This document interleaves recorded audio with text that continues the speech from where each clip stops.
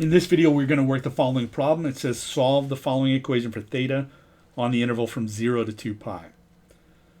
The equation is 7 sine theta minus 2 equals 0. All right, so what we're going to do is to use algebra to get the sine theta by itself on one side of the equation. So the first step in this case to doing that is to add 2 to both sides.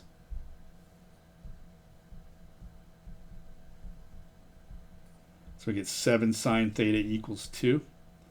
You can see it now, it looks a little closer, right, to being the sine theta being by itself on one side. On the left side, we have 7 times sine theta. And so all we would have to do then is to divide both sides by 7. And those 7s cancel out on the left side and just leave me with sine theta, which is what I want. And so I have sine theta equals 2/7. Okay, so now sine theta is completely by itself on the one side of the equation. Looking at this number over here, 2/7, that is not one of the signs of the special angles on the standard unit circle, right? There's no labeled 2/7, point with 2/7 as the second coordinate here. So what that means is that we are going to have to use the calculator to do that. So it would be theta equals inverse sine of 2/7, like so.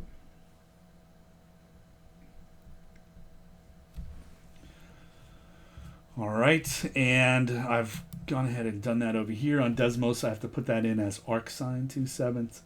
And if we're going to 2 decimal places, that would be 0.29.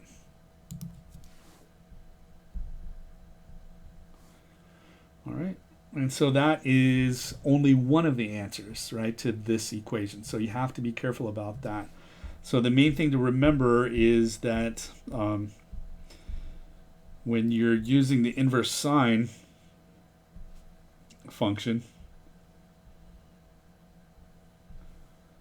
it is always going to give you answers, your calculator, right, when you put it in there.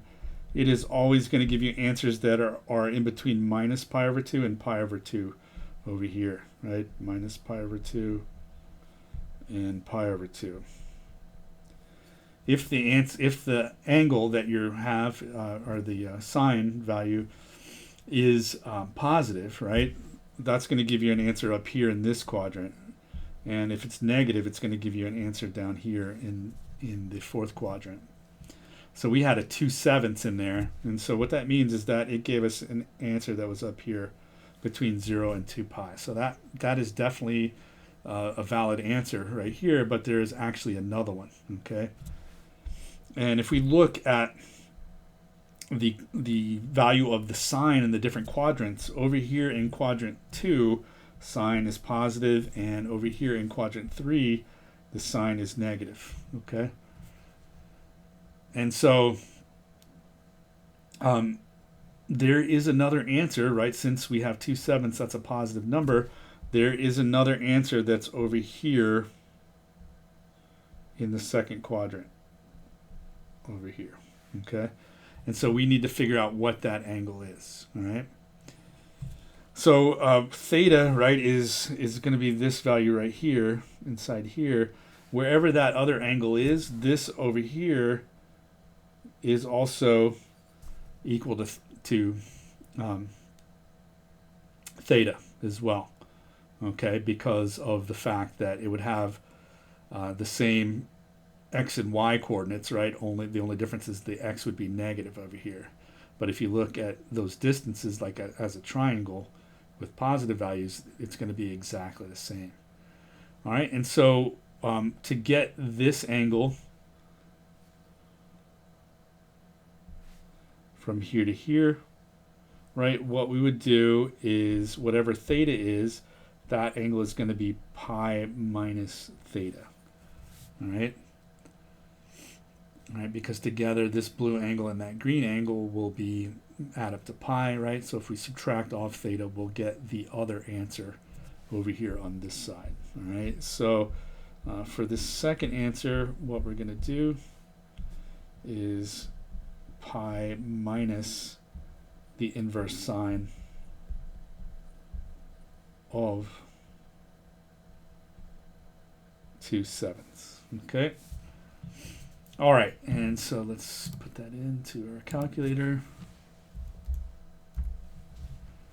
And so to 2 decimal places, we get 2.85 on that one. So theta is roughly 2.85. Okay. All right, and that is it on this particular one. Now, the other case, right, when the angle is down here, when you're taking the inverse sine of a negative angle, you've got to be a little bit careful because it's going to give you an angle down here. If they're asking for the answers from 0 to 2 pi, that won't be correct. You'd have to add. You'd have to do something else, right, in that particular case. Okay, but we'll talk about that in a separate video, since it's definitely a case that should be handled on its own.